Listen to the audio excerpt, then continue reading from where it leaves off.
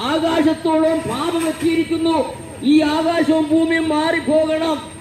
അത് പത്രോസ് പറഞ്ഞിരിക്കുന്ന തീക്കായി സൂക്ഷിച്ചിരിക്കുന്ന ഒന്നാണ്.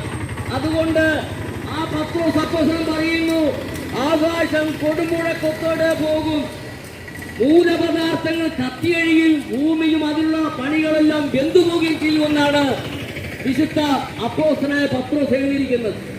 അതുകൊണ്ട് അതിനു മുമ്പായി യേശു കർത്താവ് വീണ്ടും വന്ന് ഈ നമ്മളെ എല്ലാവരും രക്ഷിക്കുവാനായിട്ടാണ് യേശുവിന്റെ രണ്ടാമത്തെ വരവ് വരുന്നത്.